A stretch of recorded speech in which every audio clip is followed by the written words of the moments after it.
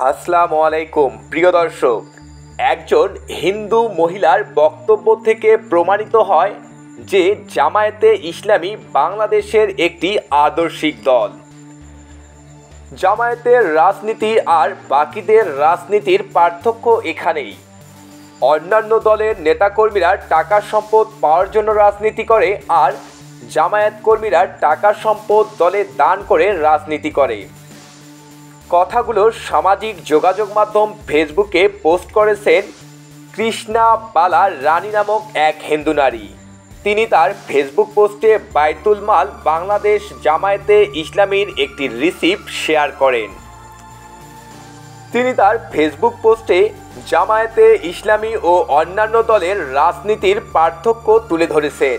তার মতে বিএনপি, আওয়ামী লীগ, জাতীয় পার্টি ও এনসিপির কর্মীরা নিজের পকেট ভরতে দলে ভিড়ে, অন্যদিকে জামায়াতে ইসলামী নিজের পকেট থেকে টাকা বা সম্পদ দিয়ে আদর্শের রাজনীতি পরিচালনায় সহায়তা করে। অন্য দলেরা যখন চাঁদাবাজি, ডাকাতি, ছিনতাই করতে ব্যস্ত, জামায়াত তখন ব্যস্ত কর্মীর মান উন্নয়নে, সাধারণ মানুষের মন জয় করতে।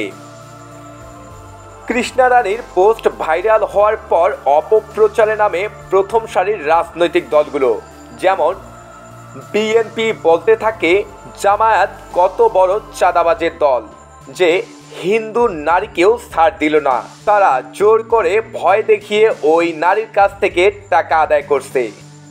বিএনপির এমন অপপ্রচারের উচিত জবাবও দিয়েছেন কৃষ্ণা রানী। তিনি লিখেছেন, অনেকে বলছে জামায়াত জোর করে আমাদের থেকে টাকা নিচ্ছে। আসলে বিষয়টা একদমই ভিন্ন।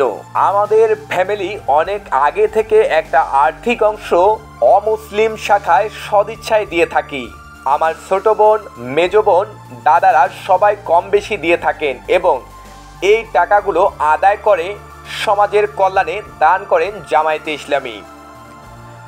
তিনি আরও লিখেছেন, আমি আশাবাদী জামায়াতে ইসলামী ক্ষমতায় আসলে হিন্দু, বৌদ্ধ, খ্রিস্টান সহ সকল আদিবাসী উপজাতি আমরা সবাই আমাদের ন্যায্য অধিকার ফিরে পাব এবং অন্য আমলের থেকে বেশি নিরাপদে থাকব।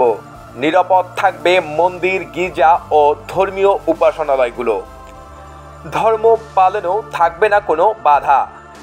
এদিকে নেটিজেনরা বলছেন, হিন্দুদের মধ্যে আসলেই যে জামায়াতের জনপ্রিয়তা বাড়ছে এটা তার একটা বড় প্রমাণ।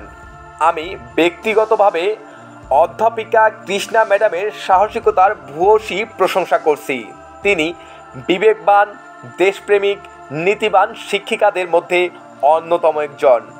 প্রিয় দর্শক, আশা করি একজন সচেতন, বিবেকবান মানুষ হিসাবে জামায়াতের রাজনীতিকে কিভাবে দেখছেন আপনার মূল্যবান মতামত জানাতে ভুলবেন না এবং এই চ্যানেলে নতুন হয়ে থাকলে চ্যানেলটি সাবস্ক্রাইব করবেন এবং একটি লাইক দিয়ে পাশে থাকার অনুরোধ রইল।